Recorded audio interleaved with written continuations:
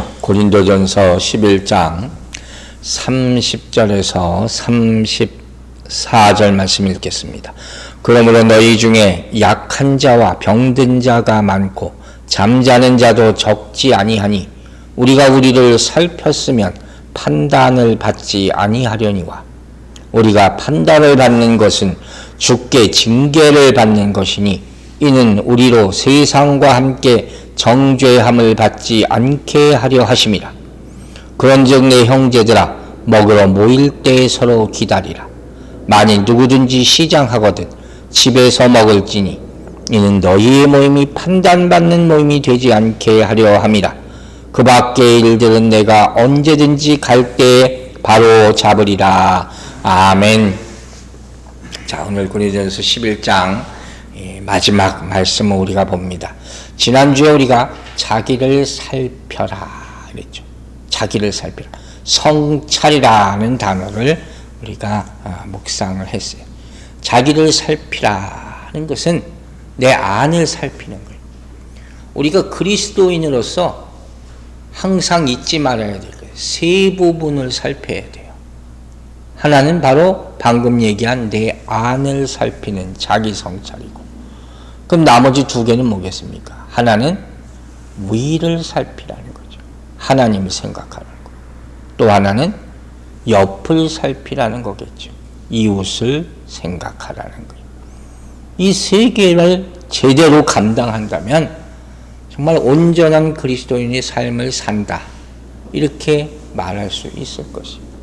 그 얘기를 성찬이라는 매개를 통해서 지금 바울 사도가 하고 있는 거예요. 그래서 뭐라고 했습니까?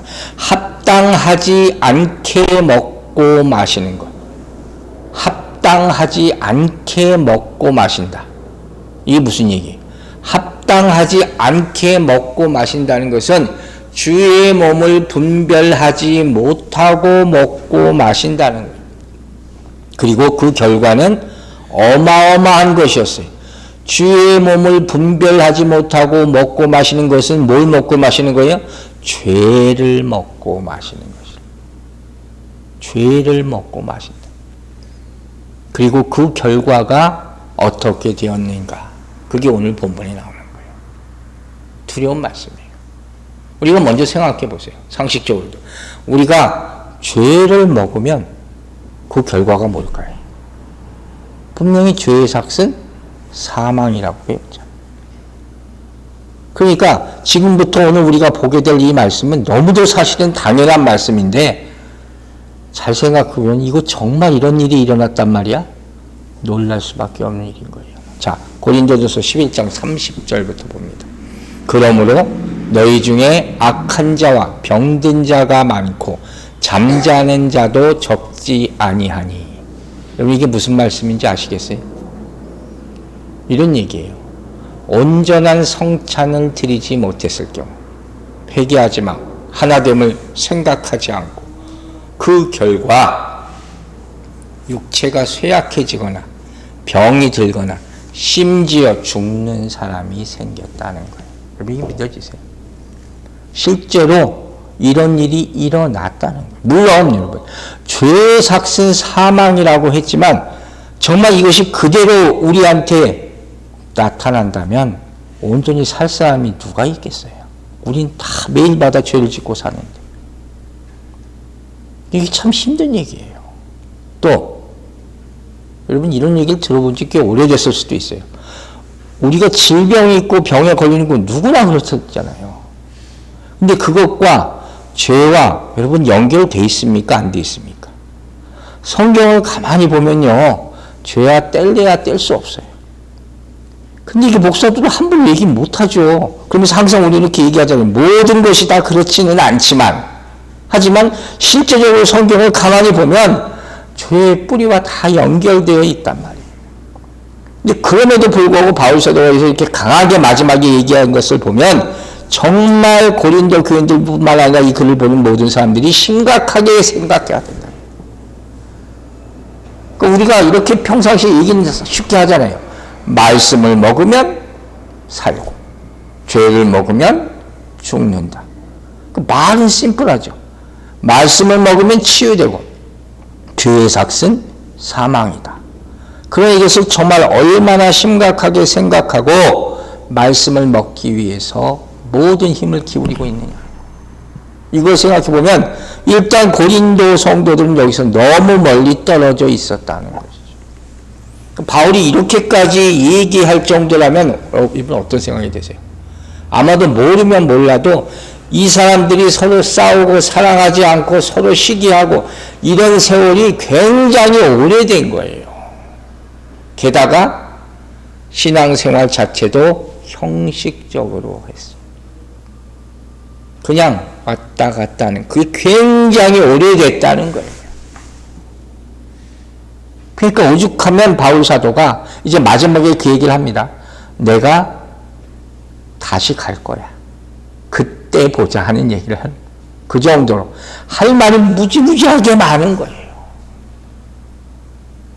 이것만 해도 우리에게 교훈을 주는 거예요. 성찬 하나만 생각해도 성찬을 온전히 드리지 못하면 이건 뭐 하루 이거 꼭 해야 되나? 왜 이렇게 오래 하냐? 우리가 이렇게 가볍게 우습게 본다면 하나님의 징계가 있을 수 있다는 거예요. 그리고 또 한 가지, 이러한 징계, 무슨 나에게 어떤 징계든지 뭐 병이든지 임했을 때 그때 혹시 이것이 하나님이 주신 징계가 아닌지를 생각해 볼 수 있어야 된다는 거예요. 이게 더 중요할 수 있어요. 내가 어쩌다가 이렇게 된다, 우리 항상 이렇게 원망하잖아요. 그러나 이것이 혹시 하나님의 사인이 아닌가, 이걸 깨달으면 살 길이 열릴 수가 있다 하는 거예요. 그러니까 어떤 사람이 이 말씀을 보고 이렇게 생각할 수 있어요. 질문할 수 있어요. 이 말씀이 바울이 겁주려고 하는 거냐, 쉽게 말하면. 그냥 경고하기 위해서 비유로 얘기하는 거냐, 아니면 진짜로 실제로 이런 일이 아프거나 죽거나 이런 사람들이 있었냐 하는 거예요. 이러면 어떻게 생각하세요? 설마 정말 그렇게 해서 성찬 제대로 안 드렸다고 사람이 죽어나가겠어? 근데 바울의 표현을 가만히 보면 뭐라 그랬어요? 약한 자, 병든 자가 많고 잠자는 자도 적지 않다, 많다는 거예요. 이렇게 구체적으로 얘기했거든요. 이건 사실이었다는 거예요. 실제로. 성찬 하나만 놓고 볼 때도 실제로 이런 일이 있었다는 거예요. 그런데 우리는 가끔 하나님에 대해서 잘못 생각할 때가 있어요. 소위 말하는 사랑의 하나님이라는 것 때문에 하나님이 설마 그것 때문에 하나님의 뜻을 놓치는 경우가 많다는 거예요. 여러분 성경을 보세요. 하나님의 징계라는 게 있습니까 없습니까? 있어요. 무수하게 많이 있어요. 그걸 보고 또 하나님이 사랑이 없다고 그렇게 생각하는 사람이 말도 안 되는 소리를 하는 거죠. 그 예를 들어보세요. 자, 고린도전서 10장 5절 6절 봅니다. 그러나 그들의 다수를 하나님이 기뻐하지 아니하셨으므로 그들이 광야에서 멸망을 받았느니라. 왜 이렇게 됐어요? 이스라엘에서 얘기한 거잖아요. 구약의 사건, 광야의 사건. 왜 이렇게 됐어요? 이스라엘 백성들이 광야를 건넜는데 어떻게 우상을 섬겨서 출애굽 1세대는 다 가나안 땅으로 들어가지 못했다는 거예요. 이걸 얘기하는 거예요. 이러한 일은 우리의 본보기가 됐다 그랬어요. 우리로 하여금 그들이 악을 즐겨한 것 같이 즐겨하는 자가 되지 않게 하려 함이니. 본보기라는 게 뭐예요? 이걸 보고 너희는 이렇게 하면 안 된다는 걸 얘기해 주는 거예요. 그럼 경고란 말이에요. 이렇게 이스라엘이 우상 숭배하니까 하나님의 심판이 분명히 있었어요. 그 바로 뒤에 또 무슨 내용이 나오면 음행하고 나서는 하루에 23,000명이 죽었다고 그랬어요. 하나님은 심판하시는 하나님이에요. 이걸 잊지 말라는 거예요. 충분히 그때도 그랬듯이 지금도 이와 같은 징계를 내리실 수가 있다 하는 거예요. 그러니까 우리가 이 사건을 보면서 가장 경계해야 될 것, 즉 이렇게 하나님께서 화를 나시고 이렇게 징계하고 사람이 죽어나가는 이런 사건이 일어난 가장 큰 이유가 뭐겠어요, 여러분?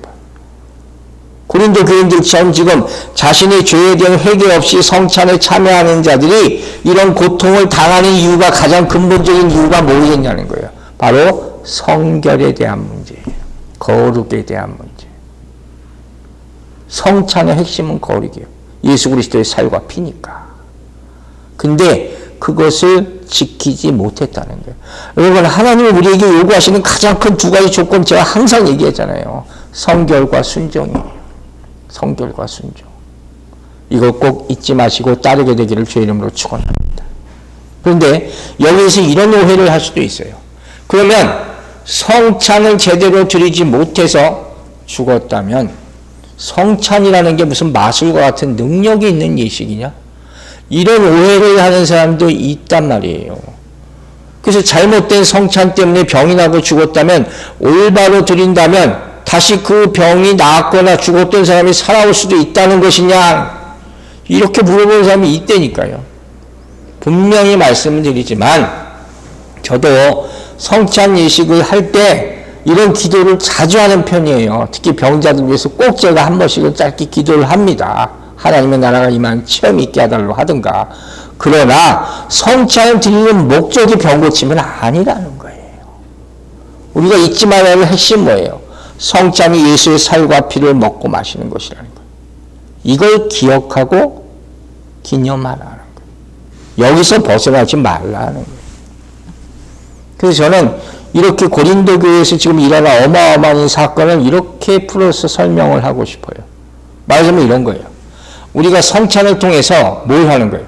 하나됨을 추구하고 하나님의 약속을 기억하고 실천하고 서로 사랑하고 용서하고 이걸 해야 되는 건데 지금 고린도 교회는 그렇지 못했잖아요.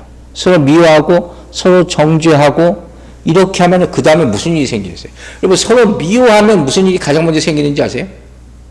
내 마음의 기쁨이 사라져요. 이걸 알아야 돼요. 남을 미워할 때 내 마음의 즐거움이 없어지는 거예요. 그럼 기쁨이 사라지면 바로 뭐가 들어오나요? 근심이 들어와요. 당연한 얘기죠. 기쁨 대신 근심이 내 마음을 차지하게 되는 거예요. 그러면 근심에 뭐가 역사합니까? 사단이 역사하겠죠. 이건 너무도 뻔한 수순이에요. 그럼 사단이 역사함으로 말미암아 그 후에 생기는 일은 다 부정적인 일이에요. 그래서 사랑으로 회복되지 않으면 안 된다는 거예요. 그 결말이 너무 뻔히 보이기 때문에. 그러면 여러분 오늘 이 모습을 보면서 우리가 꼭 해야 될 일이 있어요. 잘못된 일이 있어도 용서할 수 있는 것, 사랑할 수 있는 것, 또 하나님께 맡겨야 되는 것. 내가 정죄하는 게 아니에요. 우리는 그럴 권한이 없어요. 이게 교만이에요. 하나님보다 더 거룩하게 하려 하지 말라는 얘기가 있어요. 우리는 모든 것을 하나님께 맡기고 다만 하나님이 명령하신 사랑을 실천하는 것밖에 없음을 잊지 마시기 바랍니다. 그래서 오늘 본문의 결론은 성찬의 바른 자세, 임하는 바른 자세.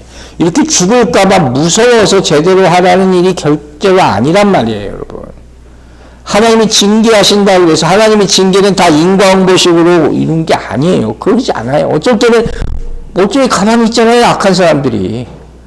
그렇게만 볼 수는 없어요. 그러나 하나님의 교회의 질서를 위해서 필요하다고 생각하시면 언제든지 이런 징계를 내릴 수가 있다는 거예요. 그걸 잊지 마시고 내가 무슨 벼락 맞을까봐 그래서 순수하게 성찬에 임하는 것이 아니라 하나님께서 임하시는 일을 기억하며 순종하며 사랑하며 회개하며 용서하며 양보하며 하나됨을 위하여 성찬에 임하시는 여러분들 되시기 바랍니다. 그럴 때 이런 병, 이런 질병, 죽음이 아니라 치유의 역사가 일어나게 될 줄로 믿습니다. 자, 이제 11장 31절 봅니다. 우리가 우리를 살폈으면 판단을 받지 아니하려니와 30절과 반대되는 말씀이죠.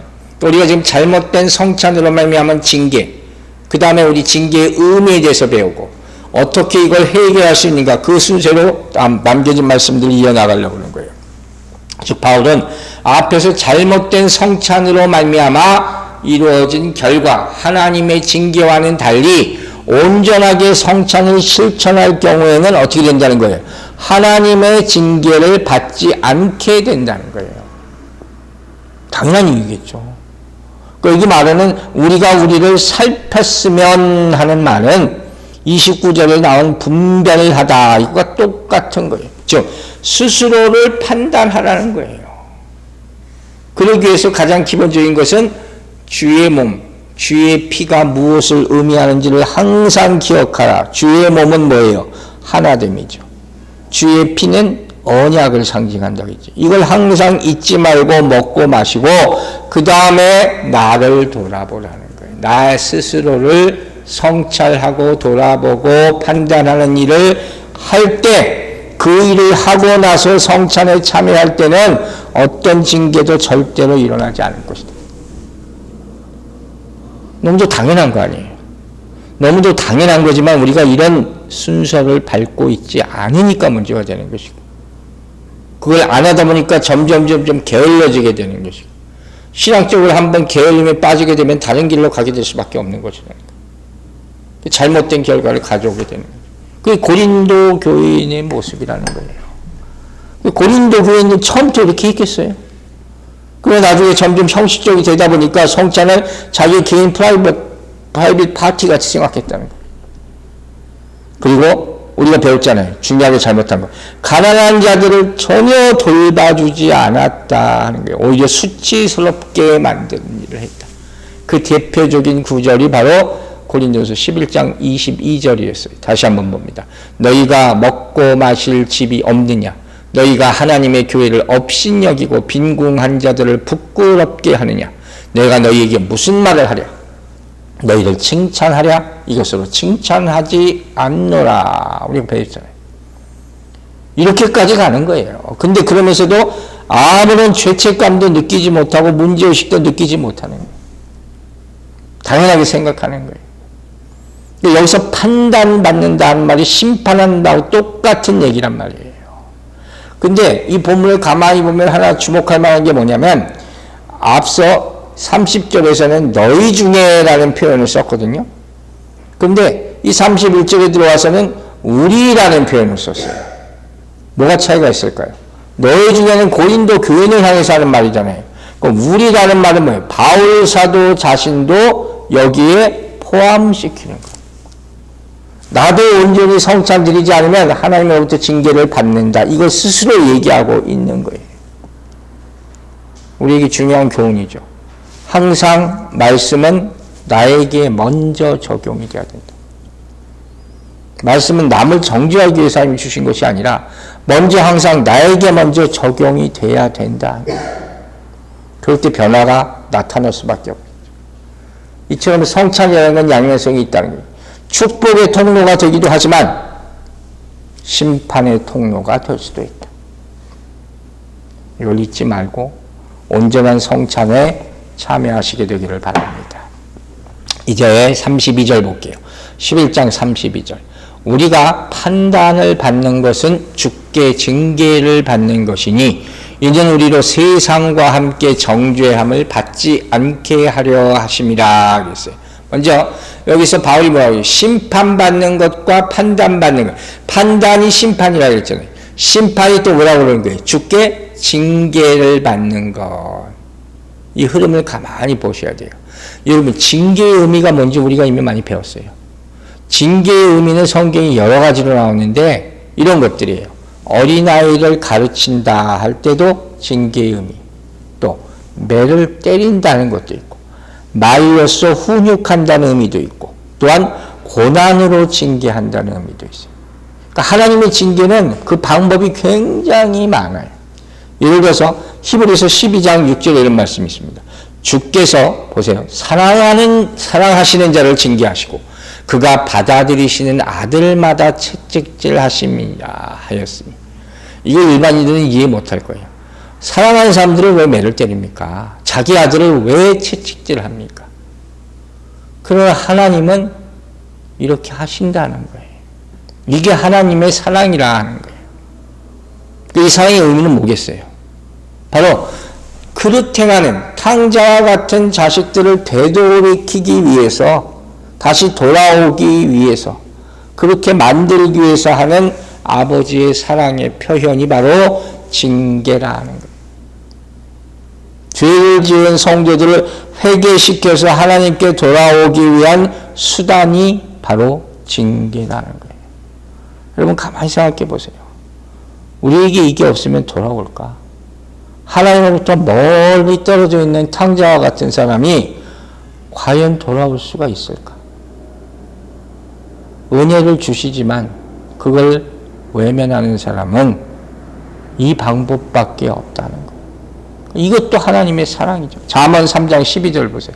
대저 여호와께서 그 사랑하시는 자를 징계하시기를 마치 그 아비가 그 기뻐하는 아들을 징계함같이 하시니라. 다 기쁘고 사랑하는 아들들을 위한 그런 방법이에요. 징계는 깨닫게 하는 방법이에요. 회복시키는 방법이에요. 치유를 위한 방법이에요. 그러면 우리가 혹시라도 하나님의 징계가 있을 때 감사할 수 있게 되기를 바랍니다. 그래서 징계당할 때 기뻐할 이유가 여기 있는 거예요. 중요한 목적이 바로 여기 있는 거예요. 그 징계를 통해서 하나님의 사랑을 다시 발견하게 되는 것. 그리고 또 한 가지 궁극적으로 아주 중요한 것이 있어요. 하나님이 왜 우리에게 순간순간 징계를 행하시는가? 그걸 뭐라고 얘기하냐면 영원한 심판의 자리에 이르기 전에 구원하시기 위해서. 이게 사실 크죠. 고린도서 7장 10절 봅니다. 하나님의 뜻대로 하는 근심은 후회할 것이 없는 구원에 이르게 하는 회개를 이루는 것이요. 이게 무슨 말씀인지 아시겠어요? 내게 근심이 생겨서 하나님의 뜻을 이루기 위한 근심이 생겼어요. 그 가운데 하나가 징계일 수 있어요. 그러나 그 징계를 감당함으로 말미암아 내가 회개하게 된다면 구원받을 수 있다는 거예요. 그러나 그 다음에 세상 근심은 사망을 이루는 것이다. 세상 일로 말미암아 근심하고 걱정해봤자 아무 소용이 없다는 거예요. 해결책이 없다는 거예요. 그러니까 우리가 그리스도인으로서 순간 무슨 일을 잘못해서 징계를 당할 이게 하나님께서 나를 경고를 주시는구나 생각하고 회개하고 돌이키면 그 순간에 하나님의 용서와 사랑을 다시 체험할 수 있을 줄로 믿으시기 바랍니다. 이게 징계의 최종적인 유익이라는 거예요. 주님이 주시는 징계는 절대로 처벌이 될 수가 없어요. 이거 우리가 우리 스스로 항상 먼저 생각하라 하면서 또 항상 주의 주는 게 있잖아요. 어떤 사람에게 무슨 좀 안 좋은 일이 생기면 저 주의 줘서 그래요. 하나님께 벌받는 이런 얘기 절대로 하지 말라는 말이에요. 그럼 나는 내가 아픈 일이 생기면 어떡할 거야? 나도 벌받은 건가? 제발 이런 얘기 하지 마세요. 먼저 나를 돌아보고 또 하나님께서 나를 징계를 주신다 할지라도 이것이 나를 미워해서 주시는 게 아니라는 거예요. 아까 얘기했잖아요. 죄에 대한 처벌은 사망이에요. 그럼 하나님이 우리를 죽이십니까? 살리시죠. 진짜 주님께서 체벌하시면 어떻게 해요? 우리 가운데 살 자가 하나도 없어요. 그러나 최종적으로 세상의 마지막 때에 우리를 사망에 이르지 않게 하기 위해서 미리 경고하시는 것이라는 거예요. 우리 계시록에서 배웠잖아요. 환난 가운데 인침. 꼭 이걸 받으시란 말이에요. 세상이 다 환난이에요. 다 사망으로 가고 있어요. 그 가운데 주님이 돌보시면 분명히 있는 순간이 있다면 잠깐이라도. 그때 인침받고 구원받는 여러분 되시길 주의 이름으로 축원합니다. 그런 모습들을 보는 거예요. 그러니까 마지막 순간에 이르기 전에 빨리 회개하고 심판받고 정죄받지 말라. 그러기 위해서는 징계라는 것을 통해서 하나님께 우리 안에 있는 죄에 남아있는 이 불순물들 이것들을 다 깨끗하게 다 정죄하기 그 일을 하기 위해서 이와 같은 일을 하고 있다는 거예요. 그러므로 절대로 좌절하거나 불평하거나 원망하지 말아야 된다. 이스라엘은 이걸 못하죠.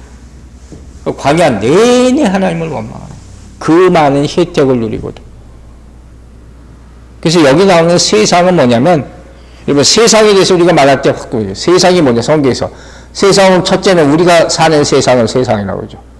두 번째는 마귀 사탄이 권세 잡고 있는 것을 세상이라고 그러죠. 그리고 세 번째 우리가 뭡니까? 예수 그리스도를 믿지 않는 사람들이 모여 있는 것을 세상이라고 그래요. 그 세상이 잊지 마세요. 여기서 그걸 말하는 거예요. 바로 예수 그리스도를 믿지 않는 사람들이 모여있는 공동체. 이 사람들은 결국 징계가 임할 수밖에 없다는 거예요. 반면에 그리스도를 믿는 사람들은 징계를 받는다 할지라도 영원한 심판에는 절대로 이루지 않는다. 그걸 당하지 않고 통과하게 해주신다는 거예요. 우리가 항상 얘기하잖아요. 부모가 자식을 매질을 할 때, 혼을 낼 때 잘 되라고 하는 거지. 딴 길로 가라고 하는 게 아니죠. 그 얘기를 계속하고 있는 거예요. 자, 마지막으로 11장 33절 34절 보겠습니다. 그런즉 내 형제들아 먹으러 모일 때 서로 기다리라. 만일 누구든지 시장하거든 집에서 먹을지니 이는 너희의 모임이 비난받는 모임이 되지 않게 하려 함이라. 그 밖에 일들은 내가 언제든지 갈 때에 바로 잡으리라. 저는 이 성찬에 대한 마지막의 구절들로 사실 조금 좀 실망했어요. 이거 너무 당연한 얘기 아닌가? 자, 먼저 여기 봐요. 그런즉 하는 것은 그러므로라는 얘기잖아요. 성찬에 대한 모든 얘기의 지금 마지막을 여기서 정리를 한다는 거예요. 지금까지 바울이 길게 성찬에 대한 얘기를 했어요. 그리고 최종 결론을 맺는 거예요. 이제까지 바울은 성찬에 대해서 얘기를 하면서 굉장히 강한 어조로 얘기를 하거든요. 고린도 교인들은 넌 절대로 칭찬받지 못해. 이렇게 굉장히 아주 무섭게 훈계를 했단 말이에요. 근데 마지막 부분에 가서는 그 무거운 어조를 많이 누그러뜨립니다. 그걸 어떻게 할 수 있느냐? 바로 처음 나오는 형제들아 하는 말이에요. 그러니까 우리가 성경에 형제들아, 자매들아 할 경우에는 항상 뭐예요? 사랑이 있는 거예요. 형제 같지 않은 사람한테 형제라고 부르겠습니까? 혈육간에도 원수가 될 수가 있는 게 이 세상인데. 절대로 아무한테나 형제요 이렇게 못 부르는 거예요. 그러니까 여러분, 교회에서 부르는 집사님, 장로님, 형제, 자매, 이 직분에 대한 네임은요, 이거 꼭 여러분이 이걸 지켜 불러야 되는 거예요. 세상에서 부르는 형, 오빠, 언니, 이걸 너무 많은 사람들이 사용해요. 이거 절대로 좋은 거 아닙니다, 여러분. 한번 틀어지면 언니, 오빠가 어디 있어요? 다 원수 되잖아요. 괜히 성경에 나온 이름이 아니란 말이에요. 형제, 자매는 혈육간에만 쓰는 건데 그리스도인이 형제라고 부를 때는 언제라고 그랬어요? 예수 그리스도를 함께 믿는 사람이라는 뜻이에요. 아버지가 하나예요. 누구예요? 하나님. 우리가 다 하나님 한 분 믿습니다. 믿죠? 그분 아래 다 형제요 자매요라는 거예요. 이게 혈육보다 더 끈끈한 거예요. 이런 호칭을 쓰란 말이에요. 그러면 보세요. 이 성찬에 대한 말씀을 마무리하는 것 세 가지로 바울이 정리합니다. 첫 번째, 기다리라. 기다리라는 것. 여기서 기다리라는 것은 이런 얘기예요. 그 의미는 서로 용납하라. 많이 들었을 거예요. 이 용납이라는 의미가 정말 생각할수록 중요하다고 그랬어요. 바울이 이 성찬에 대해서 이 문제를 제기한 이유가 뭡니까? 너무 우스운 얘기였잖아요. 말도 안 되는 21절 다시 봅니다. 고린도전서 11장 21절. 이는 먹을 때 각각 자기의 만찬을 먼저 갖다 먹음으로 어떤 사람은 시장하고 어떤 사람은 취함이라고 했잖아요. 성찬에 필요한, 애찬에 필요한 음식들을 다 같이 가지고 와서 같은 시간에 함께 모여서 기도하고 나눠야 되는데 일찍 온 사람들이 먼저 다 먹어버렸어요. 대부분 사람들이 좀 부한 사람들이었어요. 그 술까지 먹어서 취했어요. 나중에 늦게 일하고 온 사람이 아무것도 못 했단 말이에요. 못 먹었단 말이에요. 오히려 무시당하고 그 얘기를 하는 거잖아요. 하나님이 이걸 보고 얘기를 하시는 거예요. 교회가 뭐 하는 곳이냐? 가난한 곳, 힘든 곳. 그 사람들이 모이는 곳인데 부자들이 가난한 사람을 무시했어. 자기들의 음식을 먼저 다 먹어버렸어. 그리고 소외시키는 거예요. 답은 너무 심플하죠. 기다려라. 제가 그 얘기를 하는 거예요. 이거 생각보다 뭐 대단한 것도 아니고 대단한 것도 아닌 것 같지만 이게 정말 중요한 거예요. 모일 때 기다려라. 시간을 기다리라는 의미가 있는 게 아니에요. 뭐가 있겠습니까? 신앙적으로 성장할 때까지 기다려줘요. 우린 기다려줘야 돼요. 진정한 하나님의 때가 올 때까지 기다릴 수 있게 되기를 바랍니다. 그러기 위해서 함께 잔치를 벌여야 돼요. 하나님이 원하시는 건 함께 잔치하는 거예요. 몇몇 사람만 하는 게 아니란 말이에요. 그러니까 배려, 사랑, 용납 이 세 가지가 반드시 안에 들어가야 돼요. 아니면 기다릴 수 없어요. 절대로 할 수 없어요. 배려와 사랑과 용납을 잊지 마시기 바랍니다. 첫째, 기다리라고 했어요. 두 번째는 뭡니까? 34절에 나오죠. 이것도 당연한 것 같은 거예요. 집에서 먹으라. 집에서 먹으래요. 이게 무슨 소리야? 배가 고프면 교회가 밥 먹는 곳이냐? 배고프다고 먼저 먹지 말고 집에서 먹고 오라는 얘기예요. 쉽게 말하면. 근데 이 얘기는 꼭 그 얘기만 아니라 뭐가 담겨져 있는 거예요. 다른 사람 거 남겨둬라. 당연히 네가 먹고 올 수 있으면 먹고 와라. 이 얘기를 하는 거예요. 기독교는 남을 위하는 종교라 그랬잖아요. 여러분이 줄 수 있을 때, 베풀 수 있을 때 감사함으로 아낌없이 베푸게 되기를 주의 이름으로 축원합니다. 이렇게 할 수 있음으로 말미암아 바울의 진짜 담긴 내용은 뭔지 아세요? 이런 거 못해가지고 죄책감 갖지 말고 그래서 성찬에 참여하기를 꺼려하지 말고 할 수 있는 것을 다 해라. 어떻게 해서든지 성찬에 한 명이라도 더 참여하게 만들려는 거예요. 우리가 앞에서 배웠죠. 모든 것이 가해요. 내가 내 마음대로 하는데 자유로운데 왜? 그러나 모든 것이 유익한 것은 아니다. 이건 잊지 말라는 거예요. 다 할 수 있어요. 잘못된 것도 아니에요. 그러나 옆에 볼 때 못하는 사람이 있으면 이 사람 위해서 내가 포기할 수 있어야 된다. 내 생각만 하지 말고 다른 사람의 유익을 구하라. 그래야지 경건한 모임이 이루어진다. 이게 진정한 교회의 모임이다 하는 거예요. 기다리라. 두 번째, 집에서 먹고 오라. 즉 남을 배려하라. 마지막 교훈은 뭐냐? 34절 마지막 부분에 있는 거예요. 남은 것을 내가 바로 잡겠다 하는 거예요. 자, 바울이 성찬에 대한 말씀을 길게 언급했잖아요. 그럼에도 불구하고 목사들이 이런 거죠. 하나만 더 합시다. 하나만 더 합시다 하는 거예요. 아직도 다 얘기 못한 게 있다 하는 거예요. 글로 쓰는 것 말고 또 직접적으로 누구를 만나서 얘기하고 싶은 게 있었나 봐요. 누가 마음 상할까 봐 직접 글로 쓰지 못한 것, 남은 것이 있었다는 거예요. 성찬에 관련돼서. 그걸 나중에 기회가 있으면 고린도 교회에 다시 가서 그때 얘기할 것이다. 그렇게 얘기합니다. 그걸 언제든지 갈 때 바로 잡으리라. 실질적으로 바울은 마게도니아 갈 때 고린도 교회에 한 번 더 들릴 계획을 가지고 있었어요. 그래서 그때 가서 또 디테일한 걸 얘기해서 직접 해결하겠다 하는 계획을 말하는 거죠. 저는 마지막으로 이걸 생각했어요. 바울이 얘기하잖아요. 갈 때 바로 잡겠다. 와, 이건 무서운 얘기입니다. 가벼운 얘기가 아닙니다. 가서 봅시다 하는 얘기예요. 우리가 소위 세상에서 두고 보자 하는 얘기 하잖아요. 두고 보자 하면 아이고 두고 보자 하는 사람 무서울 거 하나 더 없다 하지만 사실 무서운 거거든요. 근데 우리가 진짜 무섭게 얘기해야 될 것은 누가 얘기하는 거예요? 예수님이 두고 보자 하는.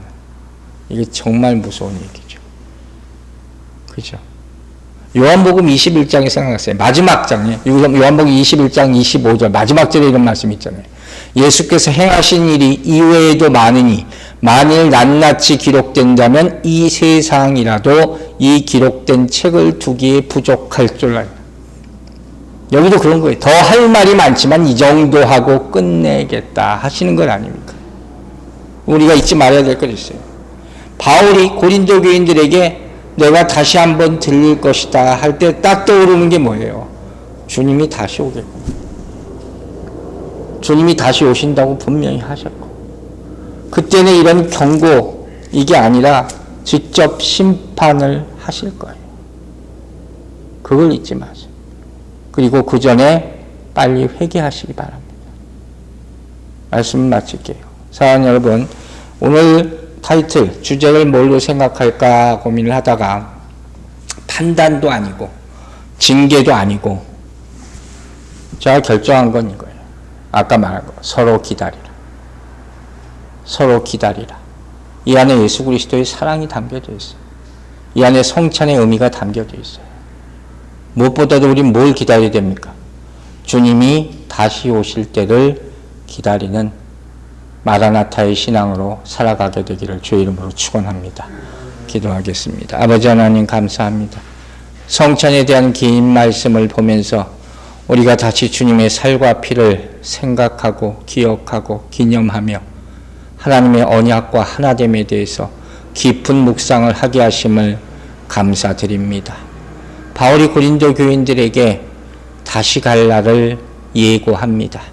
주님께서도 우리에게 본 그대로 오시리라 말씀하셨습니다.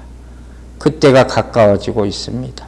우리로 하여금 준비케 하여 주시고 신랑을 맞는 신부의 모습으로 거룩한 모습을 유지할 수 있도록 도와주시옵소서.